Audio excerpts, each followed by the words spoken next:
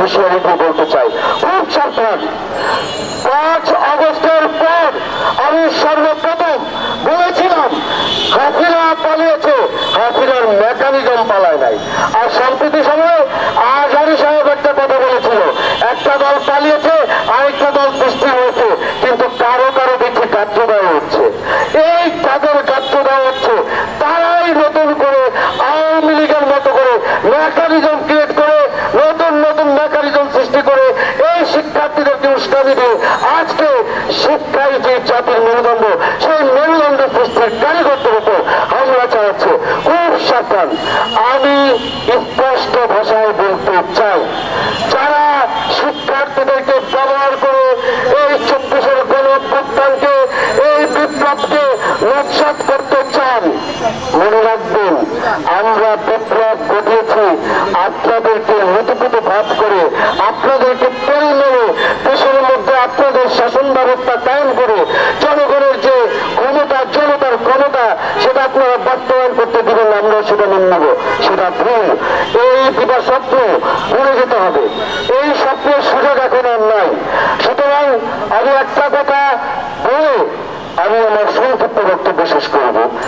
আপনারা যারা হাসিনার মতো করে নতুন করে ফ্যাসিস্ট মেকানিজম ক্রিয়েট করতে চাচ্ছেন দেশের মধ্যে, যারা নির্বাচন করে গলা শুকিয়ে লড়ছেন, যারা ছাত্রদেরকে ব্যবহার করে শিক্ষকদের উপর হামলা করছেন, যারা শিক্ষকদের অবমূল্যায়ন করছেন, যারা জনতার ক্ষমতাকে বাস্তবায়ন করার জায়গায় ক্ষমতার জনতা বাস্তবায়ন করতে চাচ্ছেন, তাদের সবাইকে আমি আবারও হুঁশিয়ার করে বলতে চাই, সেই সুযোগ আমরা এই 24 গণঅভ্যুত্থানে যারা লড়াকু সংগ্রামী ছাত্র জনতা ছিলাম, আছি, সেটা হতে দেব না, দেব না।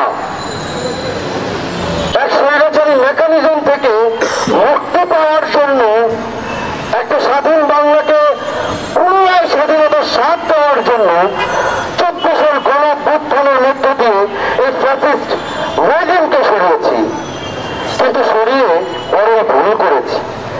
এই অপরাধটা আসলে আমাদের।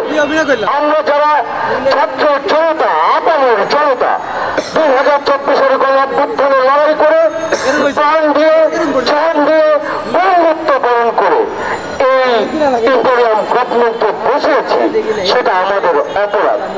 কেন অপরাধ বলছি? এই কারণেই অপরাধ বলছি যে ইন্টেরিয়াম গভর্নমেন্টকে আমরা বসিয়েছি, আজকে যদি তাদেরকে বিপ্লবী সরকার হিসেবে বসাতে পারতাম, তাহলে তারা আজকে আমাদের কথা শুনত, তারা আজকে দেশের মানুষের দশার অবস্থা নিয়ে বিচলিত থাকতো। তাদের চেহারা দেখে, তাদের ফেস দেখে, তাদের চালচলন দেখে কোনোভাবেই মনে হয় না তারা দেশের এই অভ্যুত্থানের মধ্য দিয়ে যারা প্রাণ হারালো, যারা রক্ত দিল, যারা বন্ধুত্ব বরণ করলো, তাদেরকে নিয়ে তারা চিন্তিত, তারা ভাবছে।